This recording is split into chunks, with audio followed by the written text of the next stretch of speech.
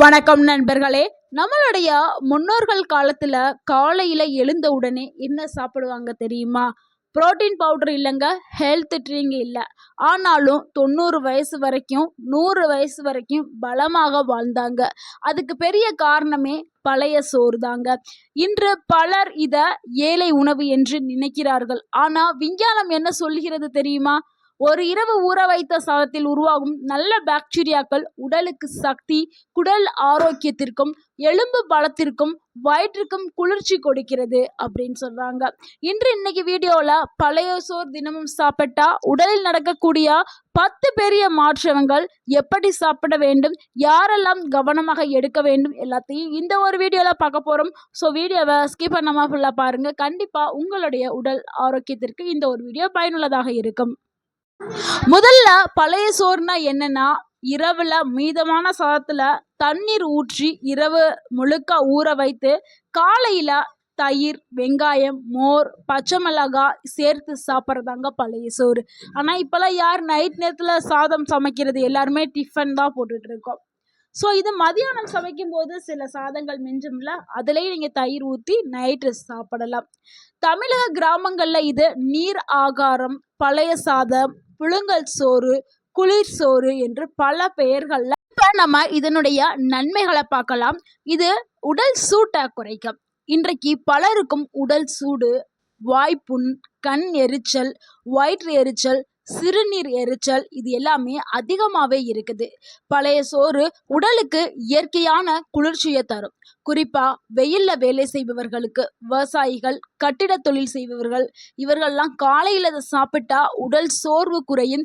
கோடை காலத்துல இது ஒரு இயற்கையான எனர்ஜி ட்ரிங்க் போல உங்க உடலுக்கு வேலை செய்யும். ஸோ அற்புதமான ஒரு உணவுங்க. உடல் சூட்டை குறைக்கிறதுக்கு இந்த ஒரு உணவே போதும். இரண்டாவது நன்மை என்னன்னா, குடல் ஆரோக்கியத்தை மேம்படுத்துறதுக்கு பயன்படுது. பழைய சோற்றில் மிகப்பெரிய நன்மை என்னன்னா குடல் ஆரோக்கியம் தாங்க. இரவு முழுவதும் ஊறும்போது நல்ல பாக்டீரியாக்கள் உருவாகும். அதாவது ப்ரோபயாட்டிக். இந்த ப்ரோபயாட்டிக் தான் செரிமானத்தை மேம்படுத்தும், மலச்சிக்கலை குறைக்கும், வயிற்றுப்புண் வராம பாதுகாக்கும், குடல் இயக்கத்தை சீராக்கும். தினமும் நம்ம சாப்பிடக்கூடிய அந்த ஃபாஸ்ட் ஃபுட்ஸ் எல்லாமே குடல் பிரச்சனையை அதிகப்படுத்தும். ஆனா வாரத்துக்கு நம்ம பழைய சோறு 3 நாட்கள் எடுத்துக்கிட்டிங்கன்னா நல்ல ஒரு மாற்றம் உங்க குடலுக்கு கிடைக்கும். குடல் ஆரோக்கியம் மேம்படும். அடுத்து மூன்றாவது நன்மை என்னன்னா, சக்தியை அதிகரிக்கிறதுக்கு பழைய சோறு பயன்படுது. பலரும் நினைப்பது என்னவென்றால், பழைய சோறு சாப்பிட்டால் பலம் குறையும் என்று நினைக்கிறார்கள். ஆனால் உண்மை அதற்கு நேராகத்தான் இருக்கிறது.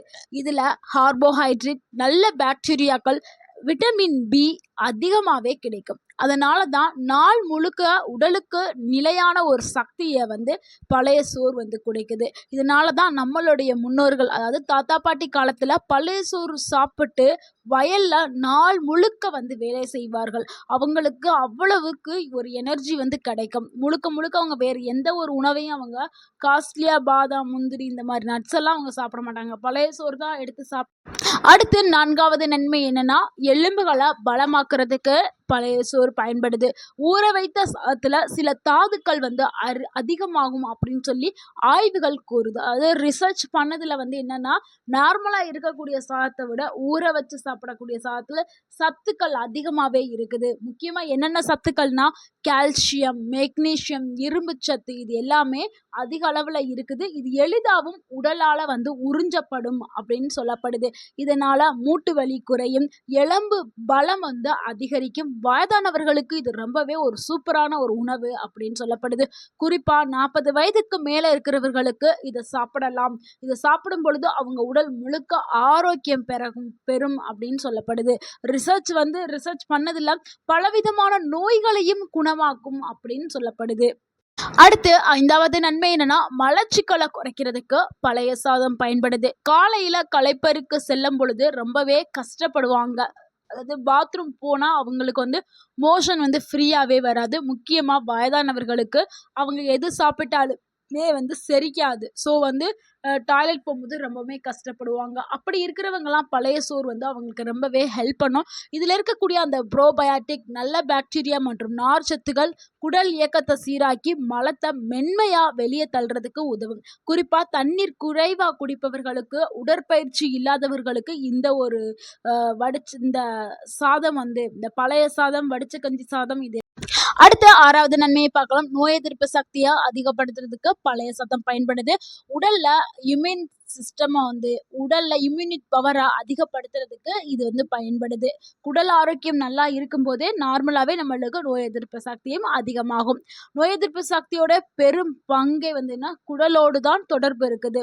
ஏன்னா நம்ம வந்து டெய்லி ஒழுங்கா மோஷன் போகலன்னா நம்மளுக்கு அந்த பழையது எல்லாமே உடல்ல தேங்கி நச்சுக்கள் குடலுக்குள்ள இருந்து இதனால நம்மளுக்கு மிகப்பெரிய நோய்கள்லாம் வர ஆரம்பிக்கும். ஸோ வந்து ஆட்டோமேட்டிக்கா நம்மளுக்கு பாத்ரூம் நல்லாவே போயிரும். குடல் வந்து நல்லாவே கிளீன் ஆயிரும். இதனால நோய் எதிர்ப்பு சக்தி அதிகமாகும். பழைய சோற்றுல இருக்கக்கூடிய அந்த ப்ரோபயாட்டிக் ரொம்பவே முக்கியம். இந்த ப்ரோபயாட்டிக் பாக்டீரியா நம்மளுக்கு நன்மைகள கொடுக்கக்கூடியது. நல்ல பாக்டீரியாக்கள அதிகரிக்கிறதுக்கு நம்ம உடல்ல நிறைய பாக்டீரியாக்கள உற்பத்தி செய்றதுக்கு இந்த ப்ரோபயாட்டிக் பயன்படுது. இது வந்து கெட்ட கிருமிகள வந்து கட்டுப்படுத்தும். ஆல்ரெடி உடல்ல இருக்கக்கூடிய நச்சான அந்த கேடான கிருமிகள் இருக்குல்ல, அதை எல்லாத்தையுமே கட்டுப்படுத்துறதுக்கு இந்த ப்ரோபயாட்டிக் பயன்படுது. இதனால அடிக்கடி சளி பிடிக்கிறது, தலதோஷம், செரிமான கோளாறு இது எல்லாமே குறைக்கும்.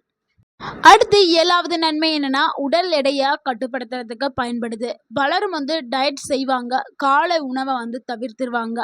ஆனா, அது ரொம்பவுமே தவறான ஒரு செயல். பழைய சோற சாப்பிட்டா வயிறு நீண்ட நேரம் நிறைந்த ஒரு உணர்வ தரும். அடிக்கடி பசிக்காது. வேற எந்த ஒரு ஜங்க் ஃபுட்டையும் சாப்பிடுற அந்த ஆசைகள் எல்லாமே குறைய ஆரம்பிச்சிரும். இதனால உடல் எடைய கட்டுப்படுத்துறதுக்கு இது உதவலாம். ஆனா, அளவா சாப்பிட வேண்டும். அளவுங்கிறது தான் ரொம்பவே முக்கியம். அளவா சாப்பிட்டால் உடல் எடை கட்டுப்பாட்டுல இருக்கும். அளவுக்கு மீறினால் உடல் எடை அடுத்து 8வது ஒரு நன்மை என்னன்னா, தோல் மற்றும் முடிக்கு ரொம்பவே நன்மைகள கொடுக்கக்கூடியது இந்த பழைய சாதம். உடலுக்கு ஆரோக்கியமா இருந்தாலும் வெளியில வந்து தெரியாது. பழைய சோற்றுல இருக்கக்கூடிய அந்த விட்டமின் பி தோல் ஆரோக்கியமா வச்சுக்கிறதுக்கும், முடி உதிர்வ குறைக்கிறதுக்கும் உதவலாம். முகத்துல இயற்கையாகவே பளபளப்ப தரக்கூடியது. குறிப்பா வெயில் வேலை செய்வர்களுக்கு நல்ல ஒரு குளிர்ச்சி உணவாக இருக்கும்.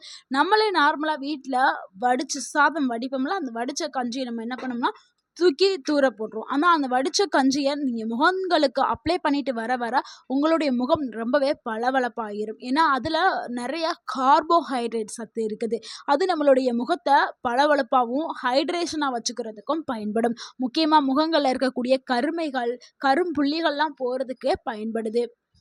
அதே மாதிரி முடிக்கும் வந்து அந்த ஒரு கஞ்சி தண்ணி வந்து பயன்படுது. நம்ம தலை குளிக்கும்போது அந்த கஞ்சி தண்ணிய அப்ளை பண்ணிட்டு, குளிச்சுட்டு அதுக்கப்புறம் நம்ம வந்து தலைய வாஷ் பண்ணிக்கலாம். ஸோ, இதனால அந்த கஞ்சி தண்ணியில இருக்கக்கூடிய அந்த கார்போஹைட்ரேட் முடிக்கு நல்ல ஒரு வேருக்கு நல்ல ஒரு ஊட்டச்சத்துக்கள கொடுத்து, முடி நல்லா வளரும். முடி உதிர்தல வந்து ஸ்டாப் பண்ணும். அடுத்து நம்ம ஒரு நன்மை என்னன்னா, வயிற்றுப்புண் மற்றும் அமிலத்தன்மைய குறைக்கிறதுக்கு இந்த ஒரு உணவு வந்து பயன்படுது. பலருக்கும் காலையில வந்து வாய்வு பிரச்சனை, அசிடிட்டி, வயிறு எரிச்சல் இதெல்லாம் இருக்கலாம். ஏன்னா காரமான உணவு, டீ, காஃபி இதெல்லாம் அதிகமா குடிக்கிறதுனால இந்த மாதிரியான பிரச்சனை இருக்கும்.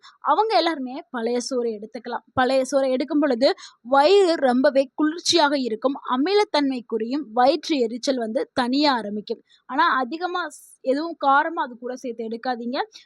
அப்படி இந்த வெங்காயம், பச்சை மிளகாலாம் சொல்றோம்ல, அதெல்லாம் வந்து ரொம்ப கம்மியா எடுத்து நீங்க சாப்பிடுங்க. இயற்கையான கிராமத்து ஃபுட் அப்படின்னா அது வந்து பழைய சோறு தாங்க. ஆனா இன்னைக்கு வெளிநாடுகள்ல ஃபெர்மெண்டட் ஃபுட் மிகவும் பிரபலமா இருக்குது. இந்த பழைய சாதம் தான் வெளிநாடுகள்ல ரொம்பவே பிரபலமா இருக்குது. ஆனா நம்ம ஊர்ல இத பல தலைமுறைகளாக சாப்பிட்டுட்டு வர்றாங்க. ஆனா இப்ப ரொம்பவுமே யாருமே சாப்பிடுறதே இல்ல. இதனுடைய மகிமை வெளிநாட்டுக்காரங்களுக்கு தெரிஞ்சிருக்கு. நம்ம ஊர்ல இருக்கவங்களுக்கு இப்ப தெரியாம போயிருச்சு. இது ரொம்பவுமே மலிதானது. நம்ம சமைக்கக்கூடிய சாதம் மிஞ்சி போனதுல தண்ணி ஊத்தி நம்ம சமைக்க போறோம். நம்ம ஆளுகள்லாம் இப்ப என்ன செய்றாங்கன்னா, கரெக்டான அளவ சமைக்கிறாங்க. மிச்சமாயிட்டாலும் அத தூக்கி தூக்கி குப்பையில போட்டுறாங்க. ஏன்னா, அது வந்து கெடுதி அப்படின்னு நெனச்சு குப்பையில போடுறாங்க. சளி பிடிக்கும் அப்படின்னு நெனைக்கிறாங்க. இது ஆரோக்கியத்த கொடுக்கக்கூடியது தான். ஸோ எல்லாருமே இத பயன்படுத்தணும். ரொம்பவுமே உடலுக்கு ஆரோக்கியமானது, சக்தியானது. இது ஒரு சூப்பரான ஃபுட் அப்படின்னு சொல்ற அளவுக்கு இது நல்ல ஊட்டச்சத்துக்களையும் கொண்டது. நண்பர்களே, நம்மளுடைய முன்னோர்கள் காரணம் இல்லாமல் எந்த ஒரு உணவையுமே சாப்பிடல. இன்னைக்கு மாடர்ன் சயின்ஸ் கூட பழைய சோற்றில் நன்மைகள் ஏராளமா இருக்குது அப்படின்னு சொல்றாங்க. நினைவுல வச்சுக்கிறங்க, அளவுங்கிறது ரொம்ப முக்கியம். அளவுக்கு மீறினால் அமிர்தமும் நஞ்சாக்கப்படும். வாரம் 3 முறை இல்லைன்னா 4 முறை அளவா சாப்பிட்டுட்டீங்கன்னா நல்ல ஒரு பலன் கிடைக்கும். இந்த வீடியோ உங்களுக்கு பயனுள்ளதா இருந்திருந்தா இந்த வீடியோக்கு ஒரு லைக் பண்ணுங்க. இந்த வீடியோவை உங்களுடைய ஃப்ரெண்ட்ஸ் அண்ட் ஃபேமிலிக்கு ஷேர் பண்ணுங்க. மறக்காம நம்ம சேனலை